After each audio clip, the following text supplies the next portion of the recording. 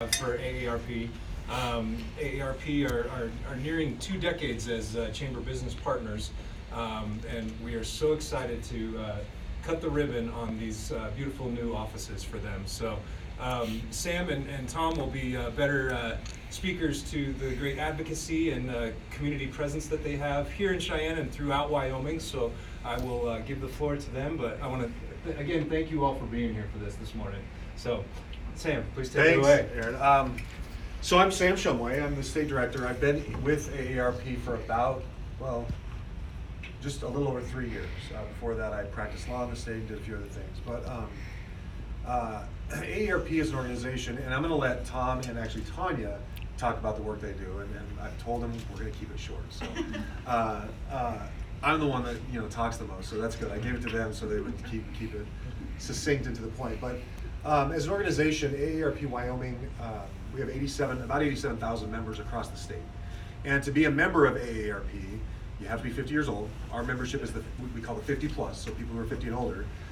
James just told me that James is hiding now. James is one of our, I told him, James, you don't look 50, you can't be, but oh my goodness. He just joined. Just joined AARP in March. James, is that what you said? Yes, sir. And so he's one of our newer members. But wonderful organization. Like I said, we have 87,000 members in Wyoming. We have volunteers and a presence throughout the state in different communities, and Tonya will talk about that. But we also have 34 million members in the United States. We have the AARP magazine, which is the largest magazine circulation in the world, right? Or in the United States, the world, I think. Maybe there's some magazine in China that has the largest circulation, but it, we have a huge membership, and we are nonpartisan, and so that means we don't give any money to political candidates. We do a lot of advocacy work on behalf of the 50 plus, but because we don't give money, a lot of organizations give money. That's how they get in the door. That's how they get a seat at the table with these, with elected officials and with members of Congress. Our strength as an organization is our membership. When we talk to legislators in Wyoming and say we have 87,000 members, their eyebrows go up and they're like, oh. And in fact, Tom, you can maybe talk about this. In fact, I'll let you talk about the committee meeting you were in Jackson and kind of how we leverage those 87,000 members, and I'll let you talk about that real quick. But thank you all. We're proud to be members of the Chamber of Commerce. It's a wonderful organization. We've been longtime members. We've been in Cheyenne as sort of a state office for about 18 years, and so we've been here a while. We've been members of the chamber for 14. Is that what you said? I was thinking, in the 17. So 17. Yeah, so we were, 93. Yeah. So thank you all for coming. We're really proud of this new space. I'll just real quick. I'll tell you about that. And I'm going to kick it over to Tom and let him talk, and then Tonya can finish up. But we were in the Bank of the West. Or I'm sorry, the U.S. Bank building for a long time, and great space. It was, some of you probably saw, we had this giant hallway down the middle of our offices. It was like a bowling alley. But our lease came up, and we were looking for some better right-sized space for us, and this space came available. We worked with the folks that own this space to renovate it completely, and so this is all brand new. And so we love the space. We actually have on the 3rd floor a big conference room, and we can walk downstairs and check that out too. But with that, I'll ask if there are any questions, and then I'll kick it to Tom. So any questions? Sweet. Tom. Thank you. Thank you, Sam. My name is Tom Laycock. I'm the Associate State Director for State Advocacy and Communications here. It's kind of fun because AARP, we're the people that send you the mail that make you feel old, right? What we actually do with the money that you pay for the $16 a year card, we actually send that back out to fund advocacy on behalf of people age 50 and over, as well as do community programming. We're a 501c4, which means we're nonprofit. In terms of what that looks like, state advocacy, we do, a couple weeks ago, I was at a Joint Corporations Committee meeting in Jackson to lobby on behalf of, or testify on behalf of a voter ID bill, which on its face sounds like a really great idea until you realize the fact that when people get 65 and over, 1 in 5 people no longer has a driver's license or an actual state government ID. So we fought on behalf of our folks age 50 and over against that bill, and we've temporarily killed it, although we're certainly looking for other other options for what that could look like in terms of helping folks that age to get a state ID. We also, let's see, last week I was Let me, Tom's doesn't want to brag about himself, but I'll brag about Tom for a second. So if you don't have a driver's license, basically that bill would say you can't vote. And our members, I mean, that's sacrosanct, right? If they show up and they're turned away, they're gonna be pissed. Are you recording this? They're gonna be pissed.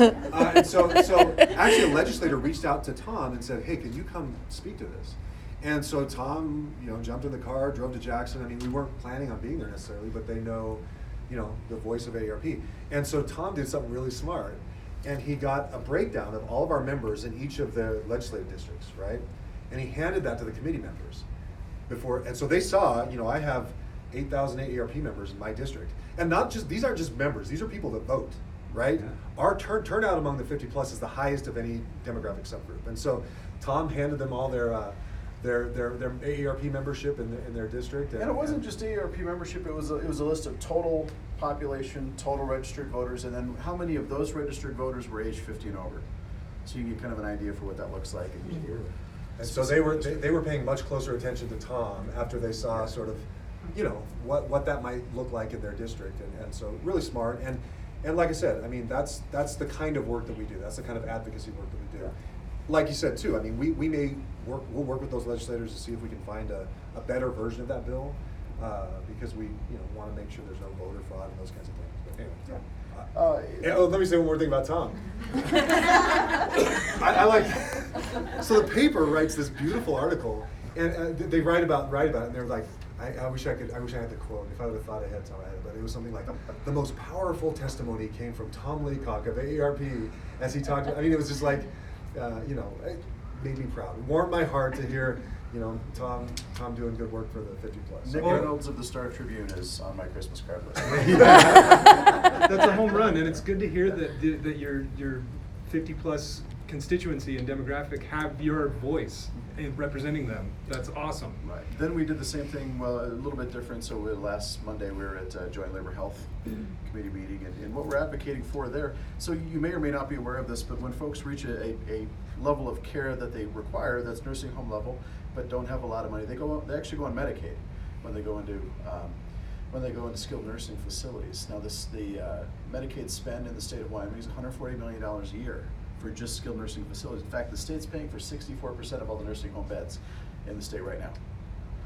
Okay, there are some other options that Department of Health has been very good about in terms of helping people to work with community-based services and home services so that they can stay at home, which is a much cheaper spend on the state's Medicaid system. So we went on Monday and we advocated on behalf of the idea of increasing some of those service opportunities around the state, and we've gotten a bill out of that, and it's our hope, because people, we know 3 out of 4 people, according to surveys, want to age in the home as long as they can, as opposed to going to an institution. And so whatever we can do to help that along, that's certainly something that we like to do, and something that we'll be here to do. So Tom also, in addition to that, runs all of our social media, has great relationships with print media, radio, TV, all across the state, and so he's a great asset. So thank you, Tom.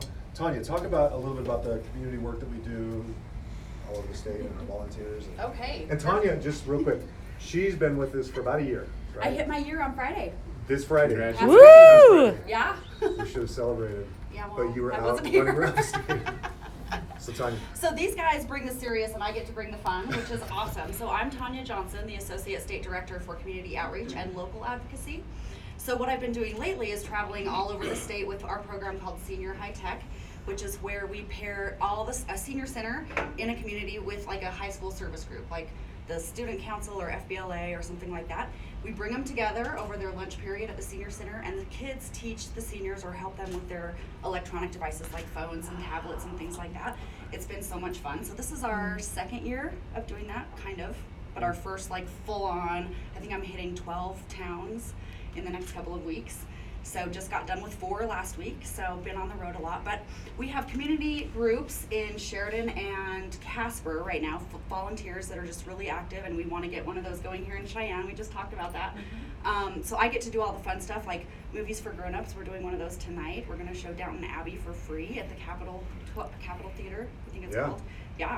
So so basically the way that works, we've rented out 2 of the theaters inside the Capitol Theater. And anybody can come. We buy you popcorn, buy your ticket, buy a drink, and it's just a great way to socialize. Yeah. And get out and get together. So if you're bored tonight, and although we're overbooked by a lot. I know, I And hesitated so, to say that. we will probably have to turn some people away, but people, Yeah. we do those kind of around the state as Mhm. well, and kind of nice way to get out and socialize. Yeah. So I'm the road warrior. I just get out and meet with all of our people all over the state and come back and check in with these guys once in a while. What else? Hey, Tonya, I had a question for you Yeah. regarding that senior high-tech program. I love that it's incorporating kind of a multi-generational approach. We're getting Yes. kids with the seniors. Uh-huh. Are you finding then too that it's also kind of combating isolationism, like that we see in some of the seniors that just I think it is, and that's one of our big hopes. But one of our big questions is how do we know if we're fighting isolation or not if the people aren't coming out? But the thing that we're finding is people come to the senior center and they stay there. So they come for lunch, they'll do our senior high tech program, and then I've been noticing over the past 4 towns that I've hit since last week, they'll stay and play poker or bingo or do exercise classes. So when they get out and come to the senior centers, they're staying out and being social and participating in those activities, which I think is great. So it gets them out of their house, gets them communicating with people, and they're having a good time. That's awesome. Yeah. Aaron, you kind of stumbled onto one of the other advocacy Uh-huh. pieces that we're doing, and attempting to fight social isolation, because we know that social isolation costs Medicare $6.7 billion a year. Yeah. And that's just what they've been able to quantify thus far. And so we are working with the senior high tech thing, because it's a little more than just getting your phone to stream Netflix a little faster. It's being able to be connected, because we know people are 3 times more likely to experience depression and 2.5 times more likely to experience Alzheimer's disease if they are experiencing social isolation. So that's something that we're absolutely is a priority for us. Well, this was a nice segue, because I had a question about the reallocation of Medicaid funds, if you will, or state funds. Are you finding any benefit with partnership with outfits like Home Instead Senior Care or Synergy In-Home Care, those outfits that their aim is to keep the seniors in their homes rather than in assisted living facilities? Yes, short answer, yes, you're Okay. right on. So Home Instead actually doesn't take Medicaid money, they're all private pay. Exactly. But companies that are, like a Live Health, groups like that are able to go in and deliver the services in the home. We know that Medicaid can serve that person for about $1,600 a year, or I'm sorry, about $1,600 per member per month. When you look at skilled nursing home facilities, that number jumps up to about $4,400 per month. So it really behooves the state to push as much funding as they can into that program to keep people out of the nursing homes. And that's where people want to be anyway. So that's Yeah, in their that's what homes. we're attempting to do with the Medicaid group. And I'll say the Department of Health has been happy to have that conversation, and they're really working in that direction too, as well as the legislature, the Joint Labor Health and Social Services. That subcommittee understands what's going on. They understand the cost difference, and they've been great to work with. So with that, I mean, we would talk to you guys here all day if we could, but one really important member of our staff that I didn't introduce is Brett. Brett is our office manager, kind of do everything. He's been with the organization since the beginning, basically. Pretty much when the office opened. Yeah, and Brett is amazing. He is our, I'm the behind the scenes guy. the behind the scenes guy. He likes to be kind of I don't behind the like scenes. He's our wizard. He But keeps us all. and also Becky is Yep. Becky's working with us. She's a temp and she's amazing. She interned for us last summer. So I'll just introduce everybody, and then we have one of our national reps with us supporting the Blues for Grown-ups work, and so. But we're 4 plus a temp, four total staff plus a temp, and we're very proud of this distinction. Wyoming is we're also the smallest AARP office, so there's only 4 of us. I think the next smallest is six staffers, and so we take a lot of pride in the fact that we get the same stuff done in Wyoming that other states get done with 10 and 15 staffers, and so. But with that, Brett. I don't want to jump ahead, but we're cutting a ribbon, right?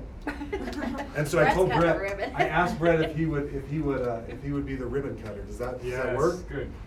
Yeah. Get over here, Brett. There's a big pair of red scissors with your name on it. Yes. Oh, there I have my name on it.